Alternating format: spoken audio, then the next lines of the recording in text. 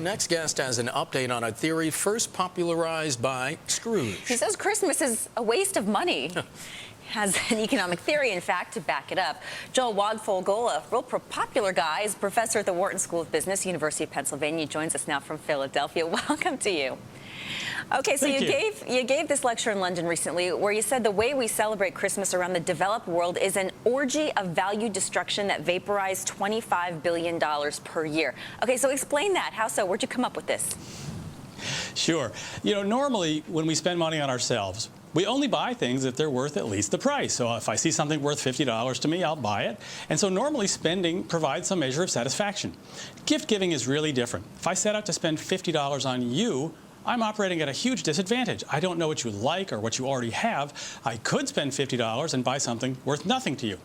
Over the years, I've done a lot of surveys of gift recipients, asking them about things they received as gifts and things they purchased for themselves. What I've found is that gift recipients value the stuff they get as gifts 20% less per dollar spent than the stuff they buy for themselves. With $145 billion in annual worldwide holiday spending, 20% times that, about $25 billion, is just missing satisfaction because our gift givers, no matter how well-intentioned they are buying stuff that essentially, on average, that we don't want. So maybe people simply need to write a more specific wish list to Santa Claus. Wouldn't that solve this problem? Well, that is one solution a lot of families are comfortable with. Some people find those wish lists a little too overt, but they are very efficient.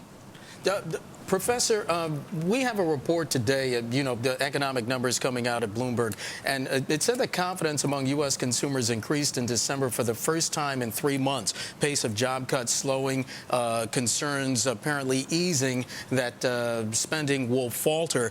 It seems that folks are in a buying mood again. You're saying not so fast? Well, so I'm not against spending. Spending is fine. It's just that we ought to get satisfaction out of our spending. I say that 20%, or I find that people value the gifts 20% less than stuff they buy for themselves. But there is variation across givers. Some givers, the folks who know us pretty well, they do fine. So I would say go ahead. They should just keep on spending and buying gifts the way they traditionally have. But the folks in less frequent contact with us, their gifts often miss the mark. And spending, which normally creates a lot of satisfaction for consumers as well as profits for sellers, it just doesn't create the amount of satisfaction it should. So are you suggesting then if you don't really know somebody that well, don't waste your money? Well, wish lists are one idea. Gift cards are another idea. Cash in principle is a great idea, although most people find cash an awkward gift, at least in our culture. So gift cards are like cash in that they let the recipient choose what he or she wants. One problem with gift cards, though, about 10% of their value never gets redeemed. So it ends up in the hands of the retailer. Retailers are people, too, and, bless you for thinking of them this time of year.